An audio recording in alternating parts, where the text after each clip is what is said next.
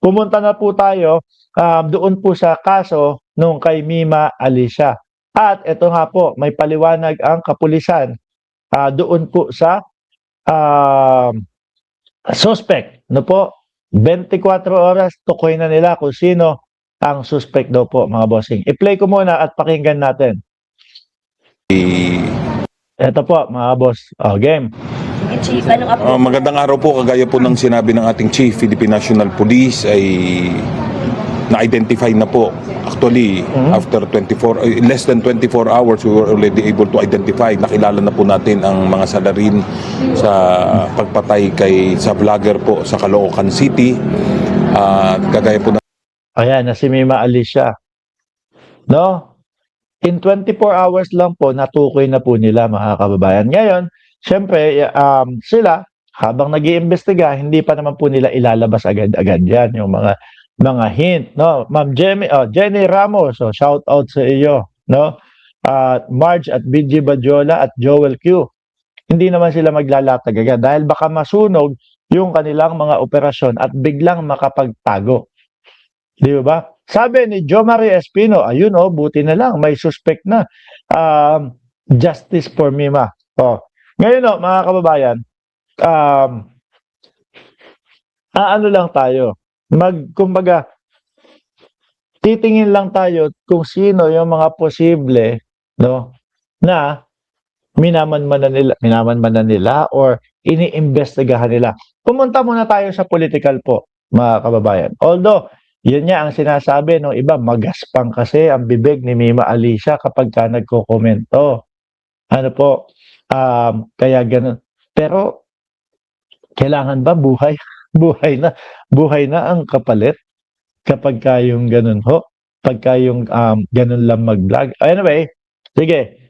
Ang unang-unang nakikita ko ho, mga kababayan, pagka sa political po, yung kagaya nila Dado. No? Si Dado na may 40 million na miyembro doon daw po sa FGF niya.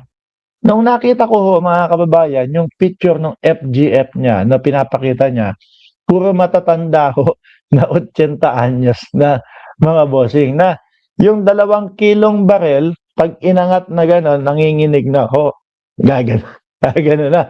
Isa ho yun. Kasi si Dado, madalas yan kapag ka nagbablog, ang laging sinasabi niyan, ang laging inaano niya, pinag-i-screenshot na namin ang inyong mga pagmumuka. Ganyan.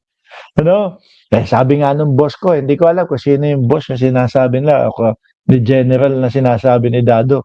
Sabi nga ni General, ganito, ganyan. Sisilaban na daw po, mga kababayan. Sisilaban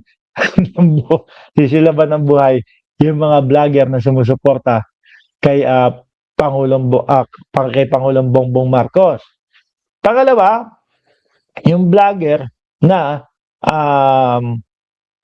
yung Bisaya na bata, yung Bisayang bata, yun din, yung muntik ng kasuhan ni Mima Alicia dahil kung ano-ano yung sinabi din sa kanya. Yan ang nakikita ko pagka political po, mga kababayan. Sabi, Ma'am Elena Garcia, sabi nung mga vlog nila Takeru Miyamoto, yung ex-boyfriend naman daw po, kumbaga, inimbitahan sa presinto at tinanong kung may kinalaman ba doon, pero pinakawalan din daw po. So, pinaka-less yata na nakikita nila is yung ex-boyfriend. Pinaka-less ho yun, mga kababayan. Ngayon, merong mga nagsasabi dito, no, na kailangan dapat yung boyfriend din, no, yung pangkasalukuyan po, yung nabaril din, no, sinasabi nila, dapat yung boyfriend din, investigahan, questionin, alamin, tanungin din, no, kung ano yung nalalaman niya. Dahil, sabi, yung iba, ang sinasabi, si Mima lang daw po ang pinuruhan, tapos yung boyfriend, ang mga tama, balikat sa mga paalang. Kumbaga parang gustong buhayin. At may mga nagsasabi na kumbaga baka may kinalaman doon sa negosyong pinasok. ni Mima Alisa. Yan yung mga nakikita kong anggulo, mga boss Chipamo, sir. Pero syempre, hindi natin papangunahan yung kapulisan at ihahayaan natin yung investigasyon nila. Sige, Chief, anong update? Magandang araw po, kagaya po ng sinabi ng ating Chief, Philippine National Police ay na-identify na po. Actually, after less than 24 hours, we were already able to identify. Nakilala na po natin ang mga salarin. Sabi ni Rebecca Magno, pasalamat po tayo sa mabilisang aksyon ng PNP at NBI at sa suporta ninyo mga vlogger, no, and other private individual who help and support, facilitate everything for Mima's wake. Naiinggit nga po at parang galit pa yung mga DDS. Ano, dahil na po ang bilis kumilos ng PNP, ang bilis solbahin, kilos agad sila kapag kaganito. Tsaka yung mga, kanino pa ba yun? Kela Rodante Marcoleta, siya sabi na, ang bilis naman, kaso agad, tapos kulong na agad. Aba, ayaw nyo ba ng ganun sa Pilipinas? Mabilis umaksyon, mabilis yung mga kaso, hindi tayo natutulugan, napependingan ng mga kaso. Pero kapag kunyari, kayo, nakasuhan kayo at alam nyo sa sarili ninyo na hindi naman dapat kayo nandoon sa sitwasyon na yun, hindi na humaba yung pagdurusa ninyo. No, yung napakatagal na proseso ng kaso, hindi na 1 taon, 2 taon, magastos yan. At least mabilis ang solba po, mga bossing. At kapag kayo, kunyari, na biktima, mabilis din po ang pagtugon sa inyo ng ating mga kapulisan. Sir Russell Vargas, shoutout po. Sabi ni Ma'am Elena Garcia, dapat hindi pa case closed ang kasong pagpatay kay Mima Alisa. Hindi pa naman po. At mabulgar kung sino ang utos at nagpaslang kay Mima Alisa. Opo, tama po yan. Totoo po yan. Sa pagpatay sa vlogger po sa Caloocan City, kagaya po ng sinabi niya, most probably ay ito po'y miyembro ng sindikato or inupahan ng isang sindikato para po ipapaslang o ipapatay si vlogger. Grabe, inupahan ng sindikato para ipapatay si Mima Alisa. Ibang klase. Natin si alias Mima, known as Mima.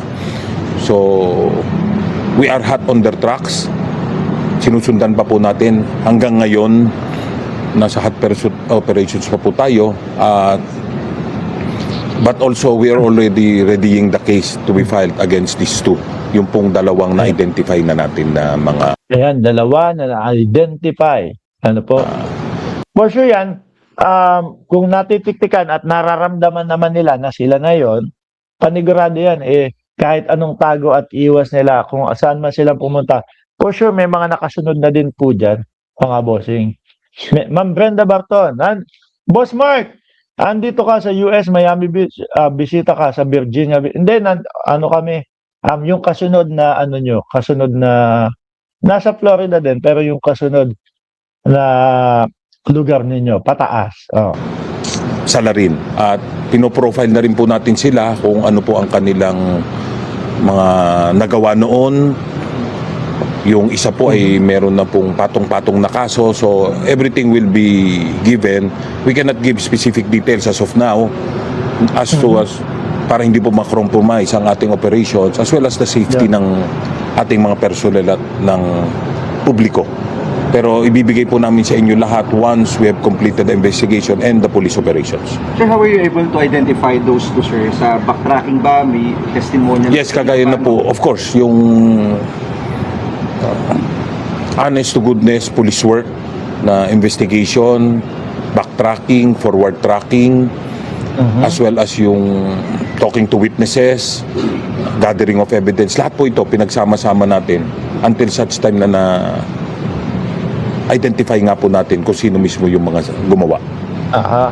Sir, so kung nag-hire po ng sindikato, lumalayo na po ba tayo dun sa personal lang siya na alitan? Dahil kailangan pa po mag-hire ng grupo. Again, alam niyo sa pag-iimbestiga po natin, wala nga tayong sinasarang We do not want na kasi pag naunahan mong makapag-form ng theory or ang tingin mo kung anong nangyari, sometimes, pag may nakukuha ka ebidensya, you tend to fit it to yung yung naisip mo ng theory. What we want to do sa investigation, the proper thing to do is you get the evidence, you get the proof, and then you form your hypothesis kung ano po ang nangyari based on the proof na nakukuha mo, not the other way around. Mapopokus ka na doon sa kung ano yung iniisip mo agad eh. Ano po? Yan. Yung follow-up report po dyan kay Mima Alicia.